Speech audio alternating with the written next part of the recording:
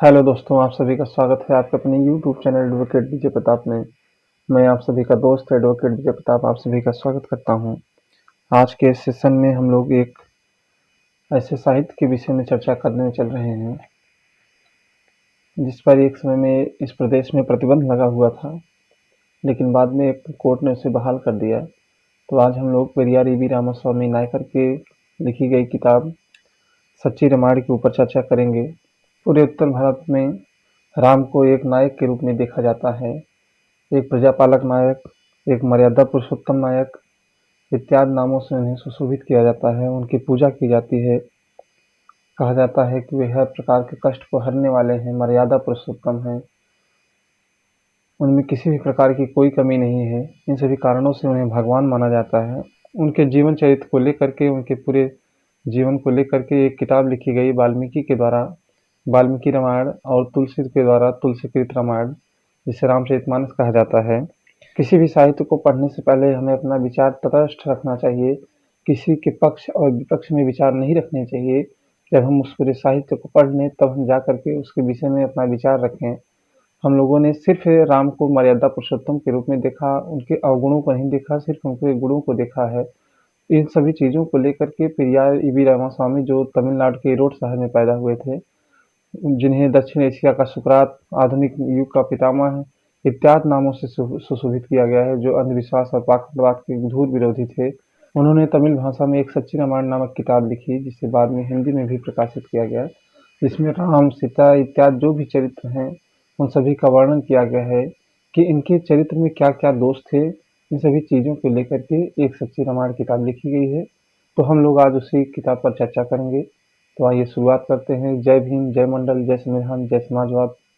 सच्ची रामायण की व्याख्या के लिए मैंने एक किताब का सहारा लिया है, जिसका नाम है सच्ची रामायण, पेरियार ईवी रामास्वामी, जिसके संपादक हैं प्रमोद रंजन जी। इस वीडियो में बताए गए जो भी विचार हैं वे इन महानायक के हैं, न कि मेरे हैं।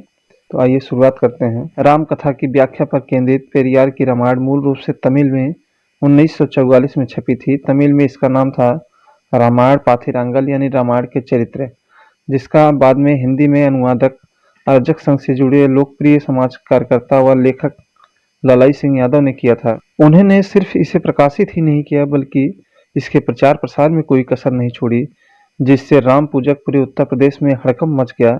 दिसंबर 1969 में उत्तर प्रदेश सरकार ने इस किताब को सिर्फ हिंदी अनुवाद ही नहीं, हिंदुओं की धार्मिक भावनाओं को आहत करने के आरोप में प्रतिबंधित कर दिया और हिंदी अनुवाद की प्रतियां जब्त कर ली। ललाई सिंह यादव ने इसके खिलाफ लंबी लड़ाई लड़ी। सुप्रीम कोर्ट ने 16 सितंबर 1976 के अपने फैसले में इस किताब पर लगे हुए प्रतिबंधों को गलत साबित किया और जो भी प्रतियां जब्त की थी उसे ललाई सिंह यादव को लौटाने का निर्देश दिया। लेकिन कोर्ट के आदेशों के बावजूद भी उत्तर प्रदेश सरकार ने सच्ची रामायण से प्रतिबंध नहीं हटाया। सन 1995 में प्रदेश में पेरियार को अपने प्रमुख आदर्शों में गिनाने वाली मान्यवर कांशीराम साहब की बहुजन समाज पार्टी बसपा में सत्ता में आई। तब जाकर के इसके प्रतिबंध को हटाया गया। उस समय बसपा कांशीराम साहब के हाथ में थी और वे दलित ओबीसी नायकों का राजनीतिक उपयोग करने की रणनीति पर काम कर रहे थे। लेकिन पेरियार के विचार तब भी हिंदी भाषा जनता तक नहीं पहुंच सके थे। कांशीराम की मुख्य प्रतिद्वंद्विता दलित समुदाय की राजनीतिक हिस्सेदारी के प्रति थी। उन्होंने पेरियार मेला का भी आयोजन किया, जिसमें नायकों की मूर्तियों का स्थापना, मेलों का आयोजन आदि शीघ्र फल देने वाले बहुत महत्वपूर्ण काम थे। लेकिन कांशीराम से इन नायकों के मूल विचारों को जनता तक पहुंचाने का बीड़ा उठाने की उम्मीद करना अतिरेक ही कहा जाएगा। यह बीड़ा साहित्य और संस्कृत के क्षेत्र में काम कर रहे समतावादी कार्यकर्ताओं को उठाना चाहिए था, लेकिन यह नहीं हो सका। यही कारण था कि 2007 में उत्तर प्रदेश में सच्ची रामायण का एक बार फिर जोरदार विरोध हुआ था। तब बसपा को पेरियार से कन्नी काटनी पड़ी थी। विरोधियों के प्रश्नों का उनके पास सैद्धांतिक उत्तर नहीं था। उस समय भी बसपा उत्तर प्रदेश की सत्ता में थी और मायावती मुख्यमंत्री थी। अक्टूबर 2007 में भारतीय जनता पार्टी ने बहुजन समाज पार्टी पर आरोप लगाया कि वह सरकार के सहयोग से सच्ची रामायण का प्रचार प्रसार कर रही है तथा बड़े पैमाने पर इसकी बिक्री की जा रही है। उस समय विधानसभा सत्र चल रहा था, इसलिए यह मामला मीडिया में भी खूब गूंजा। भाजपा विधानमंडल दल के नेता ओम प्रकाश सिंह का कहना था कि हिंदू देवी देवताओं के विरोधी तथा द्रविड़स्थान की मांग करने वाले अलगाववादी पेरियार रामास्वामी की सरकार निंदा करे तथा उन्हें महापुरुषों की श्रेणी में न गिने। इस पर तत्कालीन मुख्यमंत्री मायावती का उत्तर अप्रत्याशित था। मायावती ने कहा कि बसपा तथा सरकार का पेरियार की सच्ची रामायण की बिक्री से कोई लेना देना नहीं है, भाजपा मामले का राजनीतिकरण कर रही है। पत्रकार अलका पांडे ने 7 नवंबर 2007 को इंडियन एक्सप्रेस में प्रकाशित अपनी रिपोर्ट में लिखा कि जिस सच्ची रामायण के लिए भाजपा और बसपा एक दूसरे पर आरोप प्रत्यारोप लगा रही थी, उसकी एक भी प्रति न तो भाजपा के पास उपलब्ध है, न ही बसपा के पास। बसपा का सारा साहित्य बेचने वाले बहुजन चेतना मंडल के पास भी यह उपलब्ध नहीं थे। भाजपा इस दौरान कई जगहों पर सच्ची रामायण के दहन का आयोजन भी कर रही थी, लेकिन जलाने के लिए पार्टी के पास किताब की प्रति भी नहीं थी। उसने जिस किताब का प्रतीकात्मक रूप से दहन किया था, वह सिर्फ फोटोकॉपी मात्र थी। अखबार ने अपनी पड़ताल में पाया कि सिर्फ बसपा से जुड़े स्टॉलों पर ही नहीं, बल्कि पूरे लखनऊ में किसी भी दुकान पर सच्ची रामायण उपलब्ध नहीं है। लेकिन बाद में वामसिप से जुड़े मूल निवासी प्रचार प्रसार केंद्र तथा अम्बेडकर प्रचार समिति आदि ने सच्ची रामायण की लाखों प्रतियां अपने समर्थकों और कार्यकर्ताओं के बीच वितरित की थी। यह किताब आगे चलकर के काफी प्रचलित हुई। इसके माध्यम से पाठक अपने जो भी आदर्श नायक नायिकाएं थीं, उनके उन पहलुओं से अवगत हुए जो अभी तक उनके लिए वर्जित बने हुए थे और जिनसे वे अज्ञात थे। लेकिन जो लोग धर्म को व्यवसाय बनाकर राम कथा को बेचकर अपना पेट पाल रहे थे, उनके लिए यह पुस्तक आंख की किरकिरी बन गई, क्योंकि राम को अवतार बनाकर ही वे चमत्कारों को मनोग्राह्य और कार्यों को श्रद्धास्पद बनाकर रख सकते थे। यदि राम मनुष्य बन जाते हैं और लोगों को कष्टों से मुक्त करने की क्षमता खो देते हैं, तो उनकी कथा भला कौन सुनेगा और कैसे उनकी व उन जैसों की आजीविका चलेगी। इसलिए प्रचारित यह किया गया कि इससे सारी दुनिया में बसे करोड़ों राम भक्तों की भावना आहत हो रही है, इसलिए इस पर पाबंदी लगाना बहुत जरूरी है, और पाबंदी लगा भी दी गई। लेकिन इलाहाबाद उच्च न्यायालय ने बाद में प्रतिबंध हटाया और अपने फैसले में स्पष्ट रूप से कहा कि हमें यह संभव नहीं लग रहा है कि इसमें लिखी बातें आर्य लोगों के धर्म को अथवा धार्मिक विश्वास को चोट पहुंचाएगी। ध्यान देने लायक तथ्य यह है कि मूल पुस्तक तमिल में लिखी गई थी और इसका स्पष्ट उद्देश्य तमिल भाषी द्रविड़ों को यह बताना था कि रामायण में उत्तर भारत के आर्य राम, सीता, लक्ष्मण आदि का उदात्त चरित्र और दक्षिण भारत के द्रविड़ यानी रावण, कुंभकर्ण, शूर्पणखा आदि का घृणित चरित्र दिखाकर तमिलों का अपमान किया गया है। उनके आचरणों, रीति रिवाजों को निंदनीय दिखाया गया है। लेखक का उद्देश्य जानबूझकर हिंदुओं की भावनाओं को ठोस पहुंचाने के बजाय अपनी जात के साथ हुए अन्याय को भी दिखलाना हो सकता है। निश्चय ही ऐसा करना असंवैधानिक नहीं माना जा सकता है। ऐसा करके उसने उसी तरह अपने अभिव्यक्ति की स्वतंत्रता के संवैधानिक अधिकार का उपयोग किया है, जैसे राम कथा प्रेमी आर्यों को श्रेष्ठ बतलाकर ये सब करते आ रहे हैं। इस तरह तो कल दलित भी उठ करके सामने आ सकता है और वह सारा साहित्य भी प्रतिबंधित हो सकता है जो दलितों के प्रति हुए अमानवीय व्यवहार के खुल्लम खुल्ला सवर्ण लोगों को कटघरे में खड़ा करता है। यह कैसे न्याय संगत हो सकता है कि लोग रामायण, गीता, महाभारत आदि धार्मिक ग्रंथों को तो पढ़ते रहें, पर उनकी आलोचनाओं को पढ़ने से उन्हें रोक दिया जाए। जहां तक जनसभाओं का सवाल है, तो इसका एक तरफा पक्ष नहीं हो सकता है। यदि राम और सीता की आलोचना से लोगों को चोट लगती है, तो शूद्र, दलितों और स्त्रियों के बारे में जो कुछ हिंदू धर्म लिखा गया है, क्या उससे वे आहत नहीं होते हैं? क्या यह कम विचारणीय प्रश्न है? आइए अब हम इसके कथा उद्गम पर चलते हैं। इसमें बताया गया है कि रामायण की कथा न तो धार्मिक है, न ही तर्क संगत। देवताओं ने चतुर्मुख ब्रह्मा से शिकायत की। उन्होंने ब्रह्मा से कहा कि राक्षस लोग हमारे यज्ञों में विघ्न डालते हैं। ब्रह्मा ने यह बात अपने पिता विष्णु से कही। विष्णु ने राम के रूप में पृथ्वी पर अवतार लेने तथा राक्षसों के राजा रावण को मारने का निश्चय किया। यह रामायण की कथा का स्रोत है। बालकांड का 15वां अध्याय। पृथ्वी पर अवतार धारण करने के पश्चात विष्णु को अनेक कष्ट और यातनाएं सहनी पड़ी। आर्यों के पुराणों में इसका निम्नलिखित कारण भी बताया गया है। विष्णु यानी तिरुमल ने पहले बहुत से अनैतिक और घृणित कार्य किए थे, जिसके दंड स्वरूप उसे उन ऋषियों मुनियों ने श्राप दिया जिसके साथ उसने अन्याय किया था। आखिर ऋषियों ने ऐसा श्राप क्यों दिया? क्योंकि उस विष्णु ने विरूह मुनि की स्त्री को मार डालने का घृणित कार्य किया था। उस तिरुमल ने मनुष्यों के समक्ष दिन दहाड़े जलंधर असुर की स्त्री का सतीत्व छल कपट से भंग किया था। कदाचित अपने प्रभाव को दर्शाने के लिए उस तिरुमल ने अपनी पत्नी तिरुमगल के साथ दिन दहाड़े खुले में सहवास किया था। पुराणों में इस तरह के बेहुदा प्रसंगों की भरमार है। इन्हें ऐसे ही छोड़ दीजिए जैसे ये हैं।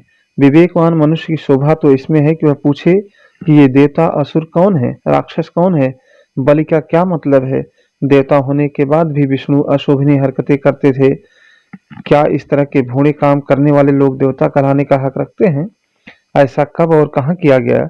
उस कल्पित स्वर्गलोक में या इस भौतिक जगत में? ये देवता कहाँ रहते हैं?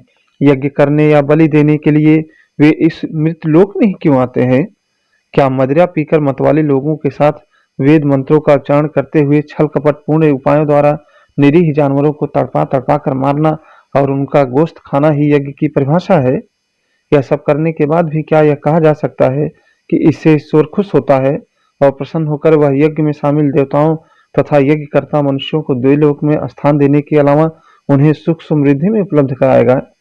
क्या गूंगे जानवरों के प्रति की जाने वाली इस प्रकार की निर्दयता पर अंकुश लगाना पाप है? इस निर्दय निर्मम कसाईयों को देवता कहना क्या परमात्मा के लिए जायज है? पढ़े लिखे लोगों के द्वारा इस पर गंभीरता पूर्वक विचार किया जाना चाहिए। आजकल मादक पदार्थों का सेवन तथा पशुओं के प्रति निर्दयतापूर्ण व्यवहार को सरकार और जनता दोनों ही दंडनीय अपराध मानती है। इसके लिए जुर्माना और कारावास की सजा का प्रावधान है। क्या रावण के जमाने में भी इसे रोकना उचित और न्याय संगत नहीं मानना चाहिए? रावण शिव भक्त था और एक भक्त के अनुरूप कानून को मानते हुए यह कहना उसका कर्तव्य था कि उसके राज्य में अकाल भले ही पड़ जाए, लेकिन जिस यज्ञ में पशुओं के साथ क्रूरता का व्यवहार हो उस यज्ञ की इजाजत नहीं होगी। क्या यह उचित है कि जो राजा अपने राज्य में इस तरह के अमानवीय कृत्य को होने से रोकता है, उसको, पूरे राज्य को, देश को तथा उसके पूरे वंश और समस्त प्रजा का सर्वनाश करने के लिए ईश्वर अवतार ले? इन बातों पर विचार करने से पता चलता है कि रामायण अन्यायपूर्ण और मूर्खतापूर्ण बातों से भरी पड़ी है। अब आगे यज्ञ के विषय में बताया गया है। इसमें बताया गया है कि रामायण के पहले अध्याय बालकांड में इस बात का वर्णन किया गया है कि अयोध्या का राजा दशरथ पुत्र प्राप्त करने के लिए यज्ञ की तैयारी कर रहा था। उस यज्ञ में भेड़, घोड़े, चिड़िया व सांप जैसे अंडज और पिंडज लगभग सभी जानवरों को वध करने के लिए रखा गया था। यह सोच भी कितनी डरावनी है कि किसी एक मनुष्य को पुत्र प्राप्ति के लिए इतने सारे पशुओं की बलि चढ़ा दी जाए। क्या यह विश्वसनीय है कि यज्ञ कुंड में अनगिनत जानवरों की बलि से प्रसन्न होकर ईश्वर ने उसको पुत्र प्राप्त करने का वरदान दिया था? यज्ञ के बारे में आप क्या जानते हैं? दशरथ की पत्नियों में से एक कौशल्या यज्ञ के लिए लाए गए घोड़े की गर्दन को एक ही बार में धड़ से अलग कर देती है और पूरी रात इस घोड़े से चिपकी रहती है। बालकांड का 14वां अध्याय श्लोक नंबर 34। यदि उनके ईश्वर का चरित्र ऐसा है तो उनके इंसानों के चरित्र के बारे में कल्पना हमारे लिए असंभव है। यह सब यही नहीं रुकता है। यदि कोई जानना चाहे कि यज्ञ शास्त्र के अनुसार यज्ञ क्या है, तो सोच उसके दिलो दिमाग के प्रति अप्रिय, घृणास्पद होगा। सच जानकर उसको सदमा पहुंच सकता है। इस घृणित कार्य का वर्णन खुद ही आरशु जनता प्रेस में प्रकाशित पुस्तक ज्ञान सूर्य में किया गया है। यज्ञ संपादित कराने के लिए उस दिन सुबह सुबह यज्ञ संपादन शुल्क के रूप में राजा दशरथ ने बड़ी रानी कौशल्या सहित कैकेयी और सुमित्रा अपनी तीनों पत्नियों को 3 ब्राह्मण पुरोहितों को भेंट कर दिया था। उन तीनों पुरोहितों ने इन 3 रानियों के साथ अपनी वास्तविक इच्छाओं यानी संभोग करने की पूर्ति करने के बाद उन्हें राजा को वापस कर दिया। पुरोहितों के कृत्य पर राजा को कोई इतराज नहीं था। बालकांड का अध्याय 14वां। इसके बाद ये तीनों महिलाएं गर्भवती हो गई। मनमथनाथ दातार अपने अंग्रेजी अनुवाद में लिखते हैं कि होत, अर्धाय और युद्ध नामक तीनों पुरोहितों के साथ इन तीनों महिलाओं को गिरवी रख दिया गया ताकि वे इनके साथ मौज मस्ती कर सकें। तो फिर संतान प्राप्ति के लिए इस तरीके से यज्ञ करने की क्या जरूरत है?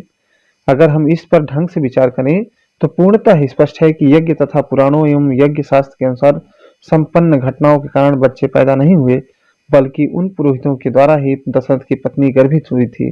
इस बात की पुष्टि इससे भी होती है कि जिस समय यज्ञ का आयोजन हुआ था उस समय दशरथ की उम्र 60,000 वर्ष थी और उसकी 60,000 पत्नियां थीं, ऐसा कंबन ने कहा है। लेकिन वाल्मीकि के अनुसार दशरथ की पत्नियां 350 थी। इन बातों से स्पष्ट होता है कि दशरथ काफी बूढ़ा होकर मांस का एक कामुक लोथड़ा भर रह गया था। यह बहुत अस्वाभाविक नहीं है कि एक कमजोर और अशक्त बूढ़े व्यक्ति में महिलाओं के प्रति पागलपन मात्र हो सकता है। उससे संतान पैदा करने की उम्मीद नहीं की जा सकती है।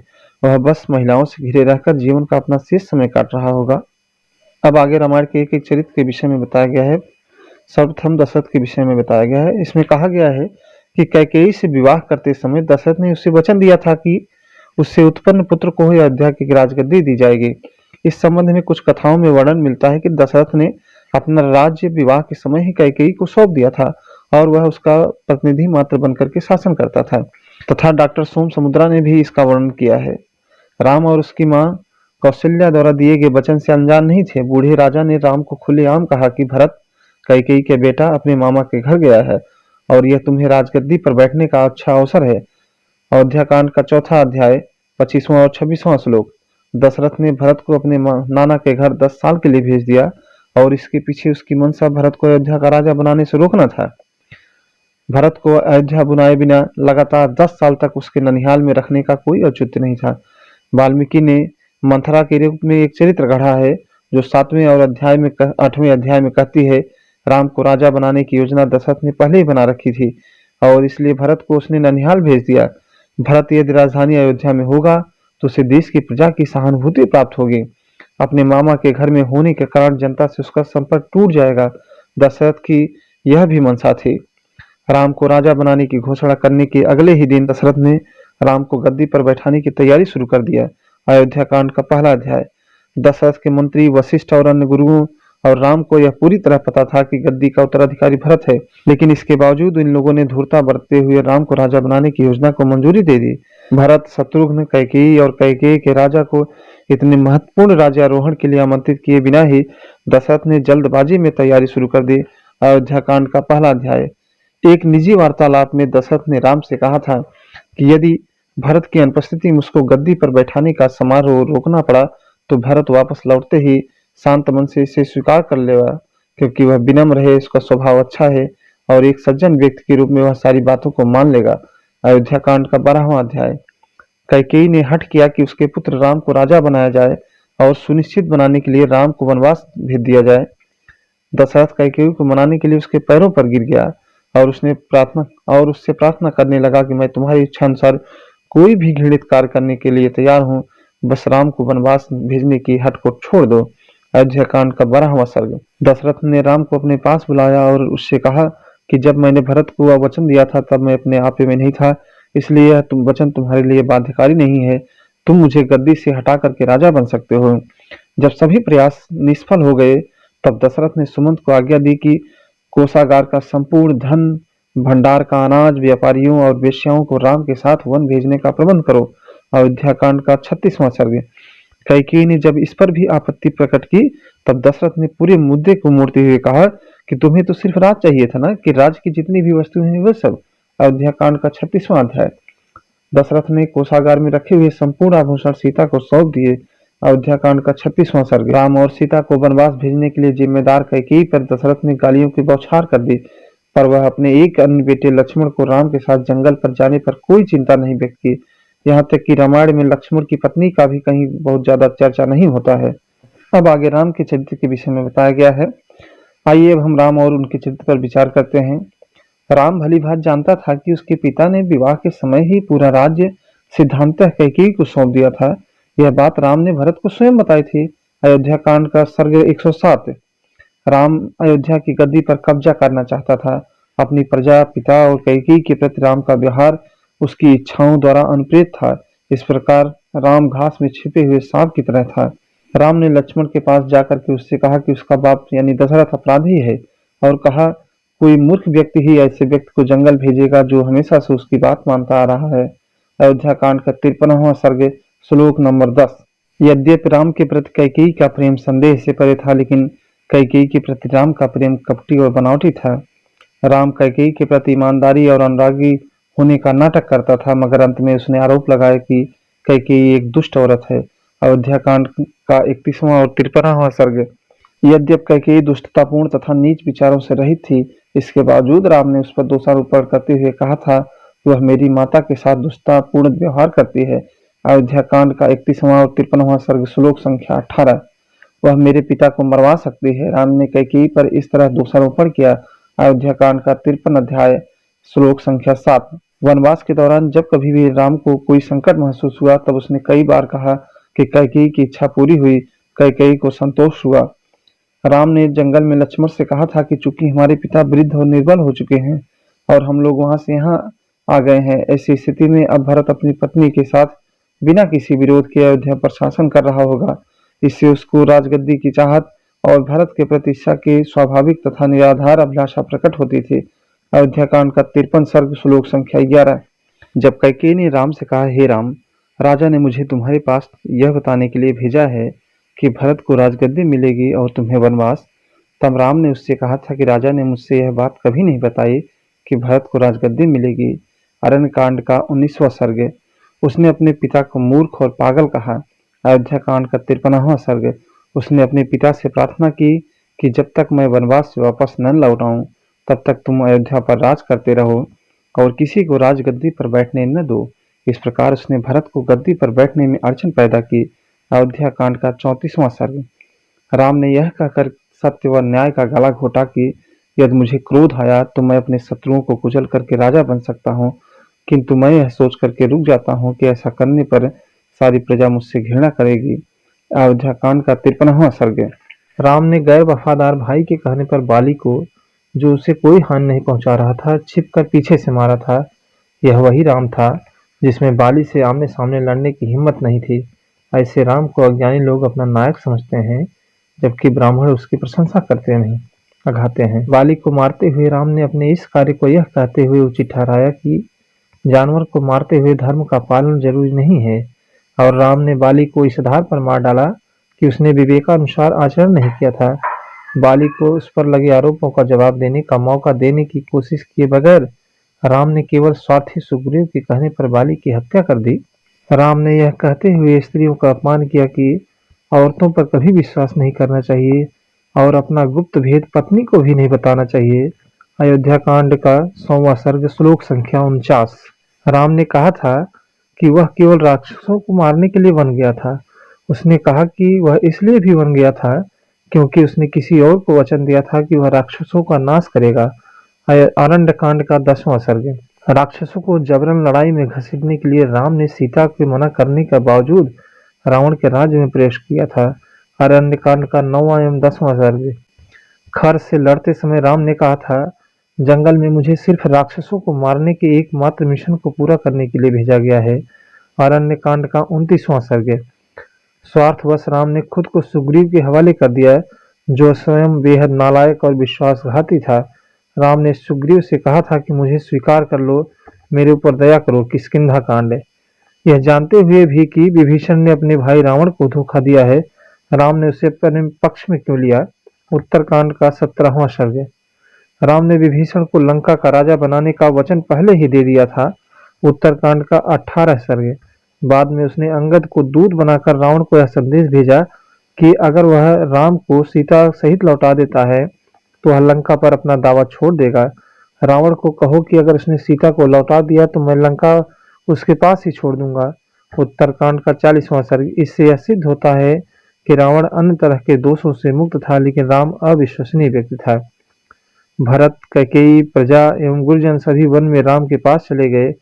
उन्होंने राम से अयोध्या लौटने का आग्रह किया, यहाँ तक कि उन लोगों ने राम के समक्ष सत्याग्रह भी किया, किंतु जिद पर अड़े कठोर राम ने उत्तर दिया, मैं अपने पिता के वचनों का पालन करने का निश्चय कर लिया हूँ और मैं किसी का कहना नहीं मानूंगा। इस प्रकार उसने लौटने से इनकार कर दिया और उसी राम ने अपने पिता के वचनों का तिरस्कार कर उस समय अयोध्या का राजा बनना स्वीकार कर लिया था जब दशरथ ने उसको ऐसा प्रस्ताव दिया था।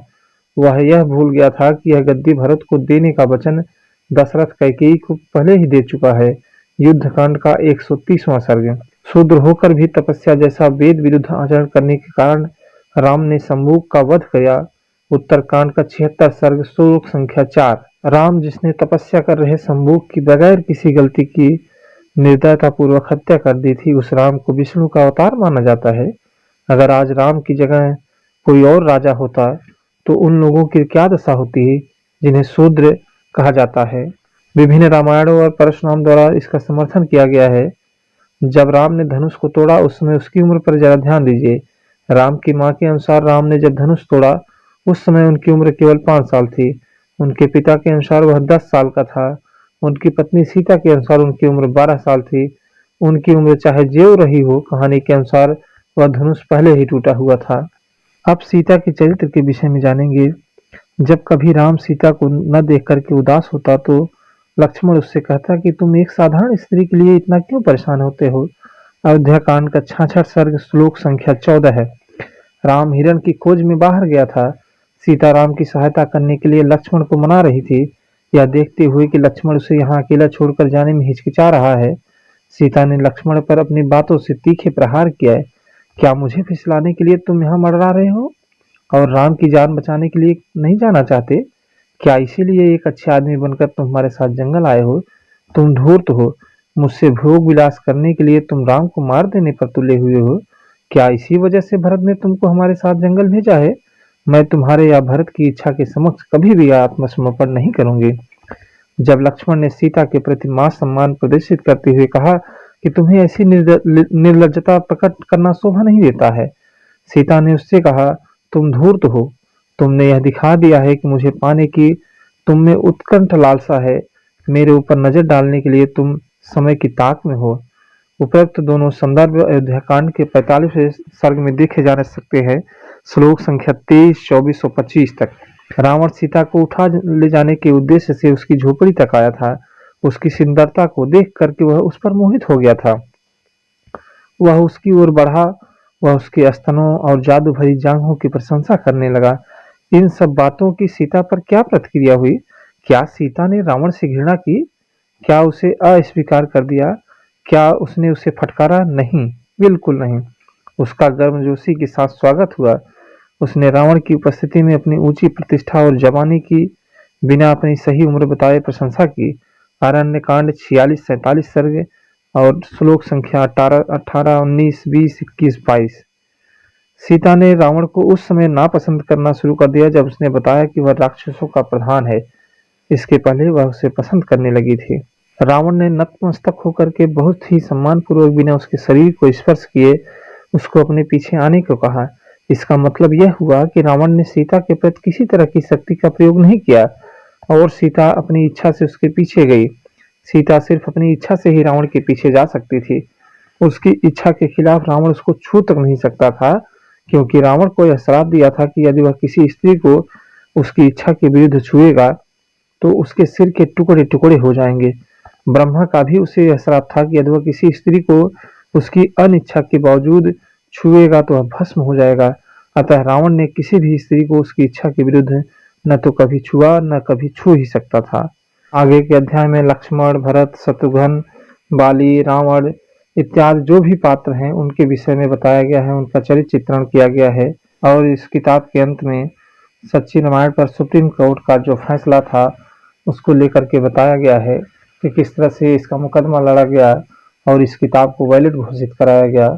तो आज के सेशन में हम लोगों ने इस किताब पर चर्चा किया। इस किताब को आप ऑनलाइन भी मंगा सकते हैं, कोई भी कमर्शियल वेबसाइट से, अमेजन या फ्लिपकार्ट से या किसी भी बुक सेलर से लेकर के इसको आप पढ़ सकते हैं। इसकी पूरी बात को वीडियो में बता पाना संभव नहीं है। आप लोग इस किताब को जरूर मंगवाइए और इस किताब को जरूर पढ़िए, क्योंकि आप किसी भी साहित्य के एक पक्ष को पढ़ करके आप अपना एक नजरिया बना लेते हैं। उसके दोनों पक्षों को पढ़ना बहुत जरूरी होता है। जब हम दोनों पक्ष पढ़ेंगे तब उसके उतार चढ़ाव को, गुण दोषों को, सभी प्रकार की चीजों को जान सकेंगे, तब नजरिया बनाने में हमें आसानी होगी। तो आज के सेशन में हम लोगों ने पेरियार वी रामास्वामी नायकर द्वारा लिखी किताब सच्ची रामायण पर चर्चा किया। फिर अगले सेशन में मुलाकात होगी। तब तक के लिए जय भीम, जय मंडल, जय संविधान, जय समाजवाद।